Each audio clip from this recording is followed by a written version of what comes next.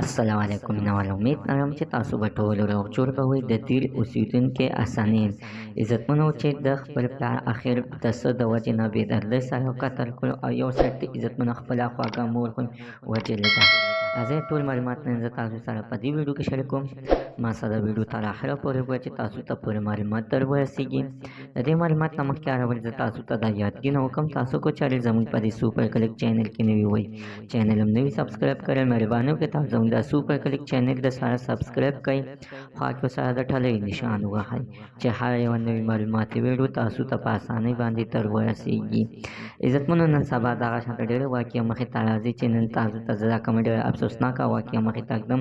عزتمنو دا په دیر کې حسنین خلک چې عمر یې 18 کاله دی چې عزتمنو ده ته موبایل مور او پلار ده ته موبایل یعنې ډېر په خوشحالۍ باندې هغه څه دوی چې دا ښه ده چې زه پلار ډېر زه سخت خوشحاله چې حسنین زوی د ما نه یعنې موبایل وغوښتلو چې عزتمنو حسنین زوی ته چې یعنې موبایل اخیستی دی نو هغه په موبایل کې ټیک ټاک او پوجي گیم یعنې ګوري. پوجي گیم د وجې نه عزتمنو ته بیا دماغ ګیر شوي و چې پلار ورته ویل ګوره د ټیک ټاکونه او د دې هر څه نه منې شه، د ده دماغو کار نه دی کړی، تمانچه یې اخیستې ده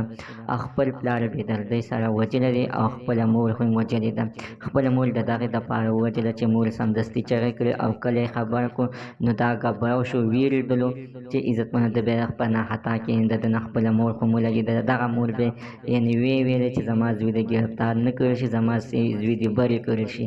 ځکه چې زما زوی یعنې نه پوهېدلو دا کوچته کې پوهېدلی نو ته په موږ باندې یعنې ډزې نه کولې. عزتمنو زموږ د دې ویډیو مقصد هم دا ده چې هېڅکله په دې خبرې باندې مه خوشحالېږئ چې یعنې چې زوی دې نه موبایل وغواړي تاسو ورته سمدستي موبایل واخلئ، تاسو خوشحاله شئ چې ځکه خیر څه زوی مې زلمی شولو د موبایل د چلولو شولو، خو عزتمنو هغه بیا دغه شانتې کارونه کوي او خدای مکه الله مکه بیا په خپلو مشرانو باندې یعنې لاس اوچت کړي. زموږ د نن تر ننه معلومات د دې ځای پورې د نوي معلومات دپاره د سره زموږ د سوپر کلیک چینل د سره سبسکرایب کړئ، خوا کې ورسره د ټلۍ نشان ووهئ چې هره یوه نوې معلوماتي ویډیو تاسو ته په اسانۍ باندې در ورسیږي.